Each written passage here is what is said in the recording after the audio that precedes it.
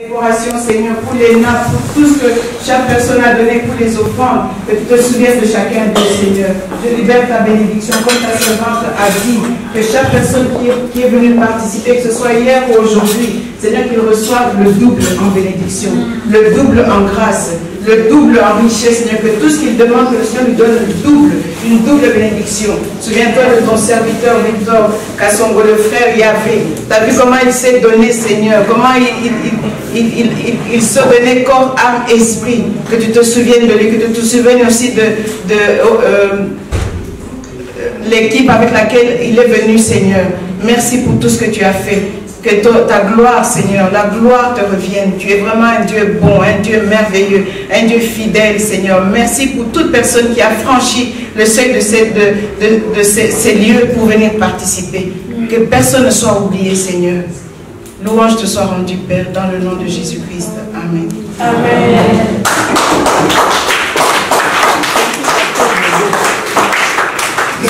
J'ai aimé tous la prédication. J'ai aimé d'abord, j'ai édifié le peuple de Dieu parce que j'ai donné un témoignage et la prédication de notre sœur. C'était quoi ton témoignage? Mon témoignage, la grâce que j'ai obtenue de Dieu pour me garder en vie. Le médecin a décidé que je ne pouvais plus vivre, mais Dieu a fait que je puisse encore vivre jusqu'à ce jour. Les médecins ont dit que c'était fini pour toi. C'était fini pour moi. Et Dieu a fait le contraire. Dieu a fait le contraire. Ça s'est passé comment? Passé beaucoup. Je ne veux pas recommencer le témoignage. 2-3 minutes. 2-3 minutes. Donc j'avais une dissection d'aorte, une dissection d'aorte au cœur. Puis les médecins ont dit que ce n'était pas possible d'opérer. Mais les autres médecins ont décidé de trouver les autres hôpitaux. Là où j'ai été opéré d'urgence, l'opération a réussi. On a prié pour toi? Les églises ont prié pour moi. Moi-même, j'étais en train de prier parce que j'avais une révélation que le Seigneur m'avait faite. Il m'avait dit, je combattrai pour toi. Et j'ai tenu la promesse que Dieu m'avait dite. Et je me suis accroché à cette promesse. Et voilà, cette promesse est réalisée. Le Seigneur m'a fait. Et votre nom? Maman Esther. Maman Esther. De Bruxelles. De Charleroi. De Charleroi. Comment ça a été? C'est bien passé. D'abord, présentez-vous. Je m'appelle Gloria. Vous venez de Bruxelles? Oui. Quelle église? L'église Shekina. Shekina. Oui. C'est pasteur Richard. Richard. Oui. Comment avez-vous trouvé la soirée? Aujourd'hui, tout s'est bien passé. On a été bénis. Et c'était merveilleux. Qu'est-ce qui vous a le plus touché? C'est la parole et les chants. Les chants. Ça nous a exhortés. Merci. Ah, vous avez chanté? Oui, on a chanté. Vous pouvez faire quelque chose pour vous? Chantez à capella.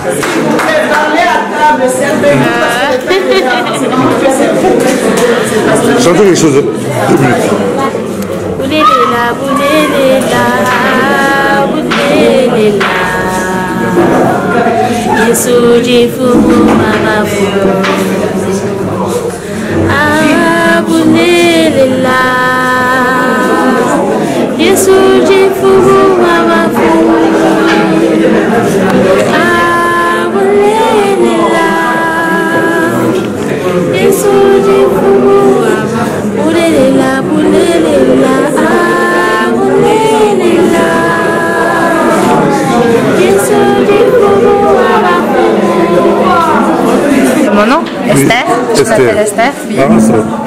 Et comment avez-vous trouvé la soirée? J'accompagne M. Victor. M. Victor, le pasteur. J'accompagne M. Victor. Ah, M. Victor. Donc nous venons de Paris. De Paris. Ah, ça. You came from Paris. Et c'était bien la soirée? Oui, bien sûr. Qu'est-ce qui vous a le plus touché? La présence du Saint-Esprit, l'ouverture des gens par rapport à la parole de Dieu, surtout à la parole de Dieu qui est cette semence en fait. On peut voir clairement que Dieu est présent, que c'est un Dieu qui est là, qui touche. Voilà, c'est cette présence de Dieu en fait. Et quel message vous a touché aujourd'hui? Quel message le plus? Celui de la semence en fait. Une fois qu'elle est plantée en nous, il faut vraiment attendre qu'elle pousse, ça ne peut pas venir d'un coup. Pour ça, il faut bien sûr la cultiver et puis prendre soin, quoi. Donc, la semence, moi je l'ai pris comme pour la parole de Dieu. C'est ça la semence. Ah, c'est bon. Donc, voilà. C'est bon.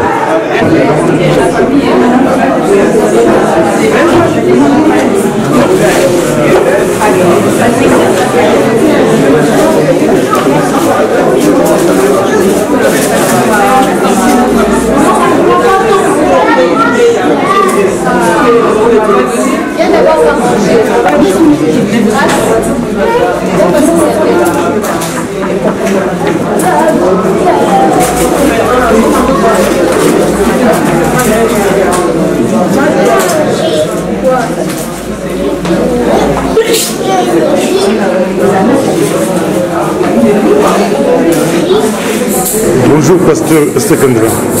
Bonjour pasteur Bobo. Et aujourd'hui c'était quoi? C'était l'anniversaire, le deuxième anniversaire de notre conférence Femme Lève-toi et Brille. Et qu'est-ce qui s'est passé aujourd'hui? Ah, c'était merveilleux. Vraiment, on a reçu une bonne parole. Le Seigneur nous a impacté par notre sœur Florence qui est égyptienne, mais qui vit en Suisse, que j'ai rencontré en Israël, et le pasteur Victor qui vient de la France. Vraiment, c'était merveilleux. C'était le deuxième anniversaire? C'était le deuxième anniversaire. Ah, ça. Mais ça, c'est 2 ans. En fait, le deuxième anniversaire, c'est le 23 août. Maintenant, on a déjà entamé la troisième Vous avez année. commencé comment? Comment est-ce que j'ai eu la vision? Oui. Dans la prière. Je dirigeais la prière du matin de 6h à 8h à l'église. Et puis je sentais, le Seigneur a commencé à me bousculer. J'ai reçu une parole, le Seigneur disait, vous devez vous préparer parce qu'il était en train de faire des choses nouvelles. Et puis il insistait qu'il allait faire une chose nouvelle. Mais comme moi j'intercédais pour les autres, je pensais que c'était dans la vie des gens pour lesquels je priais. Et plus je priais, plus je sentais le fardeau, le Seigneur déposer le fardeau dans mon cœur. Jusqu'au moment où les choses ont commencé à devenir claires, j'ai senti qu'il fallait que je me lève, que je commence un ministère. Je n'avais pas de nom, j'ai prié, il m'a donné le nom avec le verset à l'appui et la date. Et c'est comme ça qu'on avait commencé le 23 août 2014. Non, ça va. Et ça touche presque, on voit des gens qui viennent de partout, France, États-Unis, partout. Votre vision, c'est mondiale. Ma vision, c'est mondial. C'est pour ça qu'on appelle ça mission, ministère international, parce que je travaille avec les nations. Déjà, les voyages que je fais en Israël, je rencontre beaucoup de nations. Ici, tout à l'heure, quand on a présenté les gens, il y avait plusieurs nations qui étaient là. Donc, on veut toucher vraiment le monde. On veut toucher le monde parce que la femme dans le monde, elle est vraiment lésée, elle est méprisée, abusée, abandonnée, on ne laisse pas l'occasion de donner la parole. Donc c'est une plateforme où on veut que la femme puisse s'épanouir. Et on a vu les résultats, donc les femmes se sentent vraiment faisant partie de ce ministère. Il y en a une qui est venue me dire, je suis une femme qui se lève à cause de ce ministère. Donc d'ailleurs aujourd'hui elle a préparé à manger, elle a aidé pour la décoration. Rien qu'en venant ici, donc le Seigneur a déjà commencé à impacter les femmes et je le bénis pour cela parce que je ne savais pas que ça allait avoir un impact à un tel niveau. Et comment faites-vous pour choisir les femmes qui prêchent? Je prie, le Seigneur me donne un visage qui vient avec insistance ou bien il me donne un nom et c'est comme ça que je choisis les oratrices. Et quelle est votre vision pour la prochaine étape? Pour la prochaine étape, pour le moment, nous continuons à faire nos réunions tous les 3 mois, mais j'aimerais inclure plus les jeunes. Aujourd'hui, j'étais très heureuse parce qu'il y a une petite fille qui a chanté, il y avait des jeunes dans l'assemblée et quand je priais pour la Belgique, le Seigneur m'a donné le fardeau de la jeunesse. Donc je voudrais inclure plus les jeunes parce qu'ils n'ont pas toujours l'occasion d'exprimer ce que le Seigneur leur a donné, d'exprimer leur talent. Plus de jeunes qui chantent, plus de jeunes qui font des pièces de théâtre, plus de jeunes qui prêchent. Ça, c'est dans ma vision. On dit que pour savoir les prédicatrices, les femmes qui prêchent, il faut aller voir Estekandra. Il y a combien de femmes, des prophètes, des pasteurs en Belgique ou en Europe? Je ne sais pas. Moi, je ne sais pas. Je ne sais pas. Moi, je ne regarde pas le nombre. Je regarde à la qualité des personnes. Je ne sais pas. Mais de plus en plus, il y a beaucoup de femmes qui dirigent des églises. Oui, parce que... En Belgique, il y a combien qui dirigent des églises? Qui sont pasteurs d'église? Combien? Je ne pourrais pas vous dire. Il sont plus de 10 qui dirigent des églises. Pardon? Il y a plus de 10 femmes qui dirigent des églises en Belgique. Je ne pourrais pas vous dire, je ne suis jamais intéressée à... Mais parmi les femmes que vous appelez, d'autres sont des pasteurs? Oui. D'autres sont des pasteurs qui viennent qui viennent pour partager la parole, pour encourager les autres femmes à se lever aussi. Une femme peut diriger une église? Pourquoi pas? C'est Dieu qui dirige. Et pourquoi? C'est Dieu qui dirige l'église. Dieu ne regarde pas si c'est la femme ou pas. Dieu lance son appel. Il a dit, qui enverrai-je, qui répondra pour moi? C'est le verset qu'il m'avait donné il y a quelques années. Et j'ai entendu mon esprit. C'est pas moi qui ai répondu, c'est pas ma bouche qui a répondu. J'ai entendu mon esprit à l'intérieur qui a dit, mais voici Seigneur, envoie-moi. Donc Dieu lance son appel. C'est pour ça qu'il dit, il y a beaucoup d'appelés, mais peu d'élus. Ce sont ceux qui se lèvent, donc qui accomplissent la volonté de Dieu. Mais beaucoup, ils entendent, mais ils n'obéissent pas. Merci. Que Dieu vous bénisse. On vous suit partout à travers les mondes, c'est le micro du pasteur Bobo. On vous a vu prêcher aujourd'hui. D'autres diront, d'abord, présentez-vous votre nom. Nous répondons au nom de Kassongo, Victor. Donc, je suis installé en France. C'est là que nous exerçons le ministère. Donc cela fait à peu près plus de 20 ans que nous sommes installés en Normandie, en France où nous travaillons. Et depuis 2012, nous sommes installés en Europe de l'Est.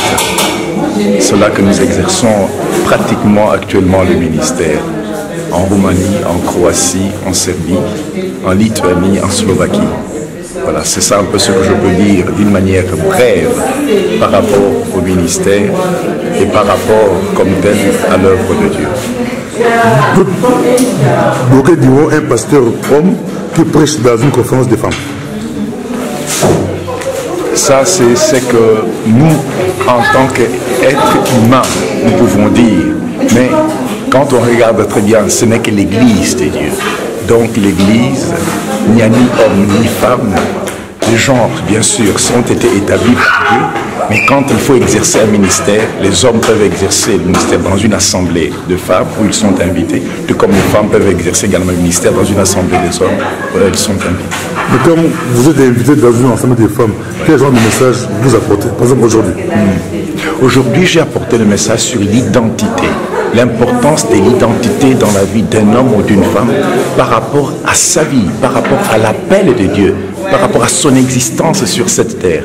Parce que nous constatons actuellement que la non-connaissance de notre identité fait que nous commettons bien des erreurs dans notre vie. Alors la connaissance de l'identité fait que nous devenons des individus convaincus qui savent d'où ils viennent, qui connaissent qui ils sont réellement et qui exercent réellement leurs véritables compétences dans la connaissance et la révélation de Dieu. Alors c'est efficace dans tous les domaines de notre vie, pour notre existence sur cette terre. Merci beaucoup. Que répondez-vous à ceux qui disent qu'une femme ne peut pas diriger une assemblée? À ceux-là, je leur dirais ceci, qu'il faut prendre la parole de Dieu, comprendre ce que la Bible dit dans l'Ancien Testament, tout comme dans le Nouveau Testament sur la femme, et parvenir à une conclusion amenée par le Saint-Esprit. Parce que souvent on prend des épisodes de choses dans un contexte culturel où l'apôtre Paul a dit certaines choses et on le généralise totalement. Or, la vraie connaissance, c'est de prendre l'Ancien et le Nouveau Testament, parvenir à une connaissance générale de ce que la Bible dit sur les femmes. Alors à partir de cela, on peut dire est-ce que les femmes doivent prêcher, oui ou non. Beaucoup de femmes vous suivent, ou beaucoup de secrétaires de Dieu, les femmes et les ministères. Un petit mot pour terminer. Les femmes, je peux dire tout simplement que nous devons reconnaître que les femmes sont d'un grand apport dans l'œuvre de Dieu et qu'elles méritent à ce qu'on puisse les respecter et leur donner la place qu'il faut et qu'ils soient aussi soutenus. Les serviteurs de Dieu, je leur demanderai à ce qu'eux aussi, dans ce qu'ils sont en train de faire, qu'ensemble ils tendent une main de collaboration, une main d'association, afin qu'ils soient unis dans l'amour en Jésus-Christ pour faire avancer la cause de Christ sur cette terre. Merci beaucoup. Je vous en prie.